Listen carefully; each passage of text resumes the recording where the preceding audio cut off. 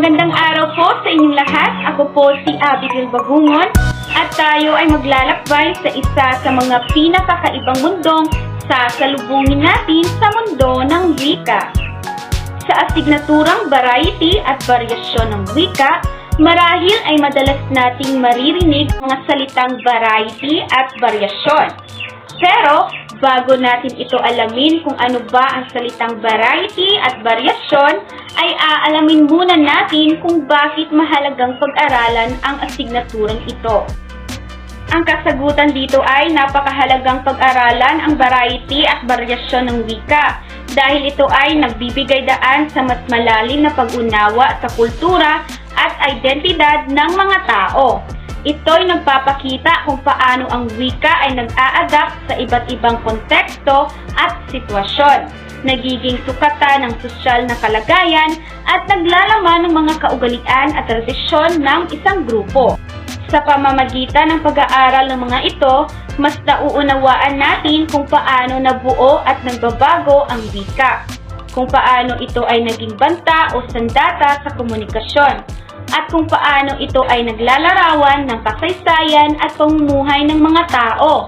Ang pag-aaral ng variety at varyasyon ng wika ay nagbibigay ng mas malalim na perspektibo sa ating sariling kultura at sa iba't ibang mga kultura sa paligid natin. Bukod dito, ang pag-aaral nito ay makakatulong sa pag-unlad ng mas magandang komunikasyon at pagkakaisa sa mga tao.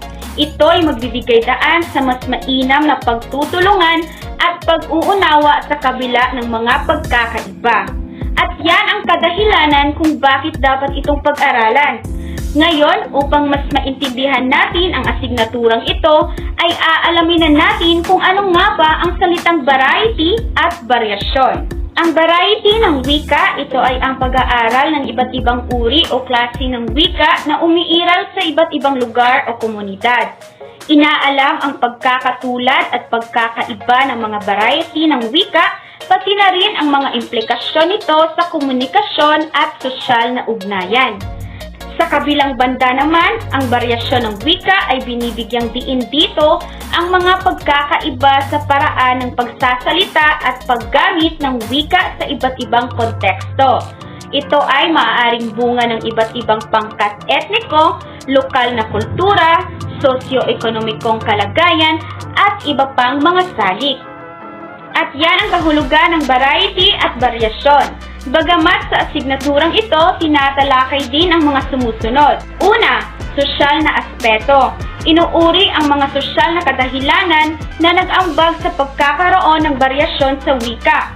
Kasama rito ang edad, kasarian, antas ng edukasyon, at estado sa lipunan ng mga nagsasalita. Pangalawa, pamahalaan at pulisiya.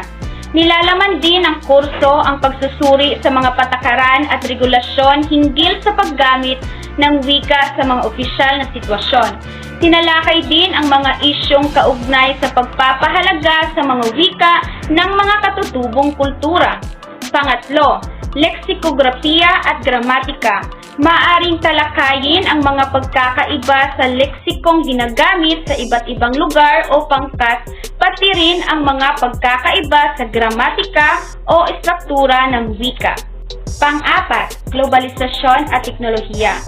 Pansin din ang epekto ng globalisasyon at teknolohiya sa pag-usbong ng mga banyakang salita at mga pagbabago sa paggamit ng wika. Ang teknolohiya ay isang bagong aspeto ng varyasyon sa wika, kung saan ito ay impluwensya ng teknolohiya at social media. Dahil sa internet, mas marami tayong na-e-expose sa iba't ibang anyo ng wika mula sa iba't ibang kultura. Ang pagsulat sa social media ay nagbibigay daan sa paggamit ng mga shortcuts, emojis at bagong salita. Panglima, sosyal na identidad. Tinatalakay din kung paano nakakaapekto ang pagkakaroon ng iba't ibang varyasyon ng wika sa pagbuo ng sosyal na identidad ng isang individual o pangkat. At ang pang-anim naman, ang siyang panghuli, ay ang pag-aaral ng mga wika sa Pilipinas. Maaaring tukuyin ang mga halimbawa ng mga varyasyon ng wika sa iba't ibang rehiyon ng Pilipinas, pati na rin ang pag-aaral ng mga katutubong wika. Tandaan na ang nilalaman ng kurso ay maaaring mag-iba depende sa institusyon o guro na nagtuturo nito. At dito na nagtatapos, naway magpatuloy tayong magtuklas at mag-ambag sa kaalaman tungkol sa ating wika. Isang malalim at masayang pag-aaral ang variety at varyasyon ng wika na patuloy nating mapapaunlad. At maraming salamat po sa inyong pakikinig.